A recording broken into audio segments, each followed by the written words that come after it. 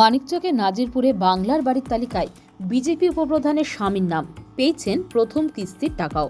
বৃহস্পতিবার বিষয়টি প্রকাশ্যে আসতে ব্যাপক শোরগোল মানিকচক জুড়ে। মানিকচক ব্লকে নাজিরপুর গ্রাম পঞ্চায়েতের বিজেপির উপপ্রধান প্রিয়াঙ্কা মণ্ডল স্বামী কৃষ্ণ মণ্ডল লক্ষ্মীকোল গ্রামের বাসিন্দা। ইতিমধ্যে দেখা যাচ্ছে বাংলার বাড়িতে নাম রয়েছে নাজিরপুর গ্রাম পঞ্চায়েতের উপপ্রধান প্রিয়াঙ্কা মণ্ডলের স্বামী কৃষ্ণ মণ্ডলের।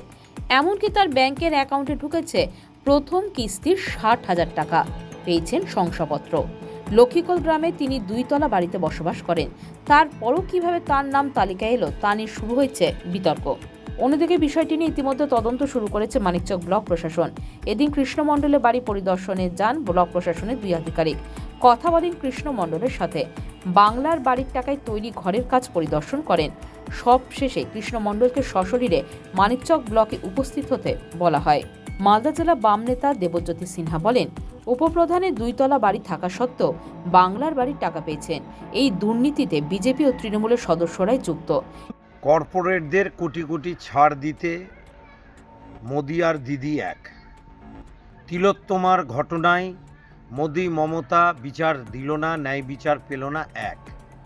নিচের তলাতে গ্রামগুলোতে যাবেন বিজেপি আর তৃণমূল এক।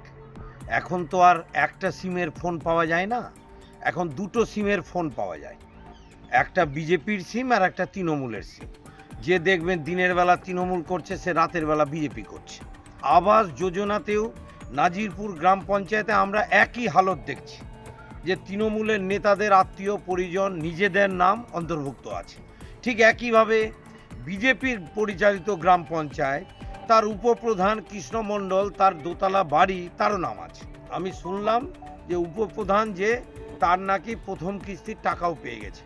অবিলম্বে এগুলো বন্ধ করা উচিত। কমপ্লেন করেছি, বিডিও সাহেবকে দিয়েছি, বিডিও সাহেবকে আমরা কমপ্লেন দিয়েছি।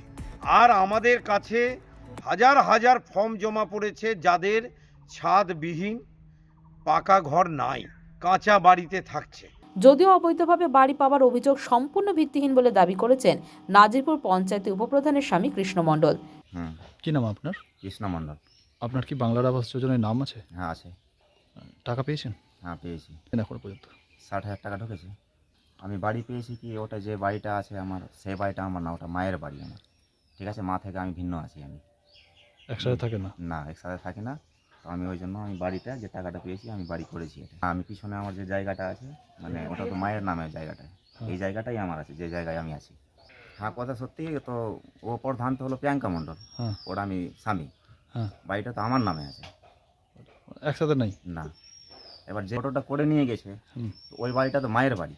মিথ্যা, ওগুলো মিথ্যা মিথ্যা অভিযোগ। Bureau news Bangla Times.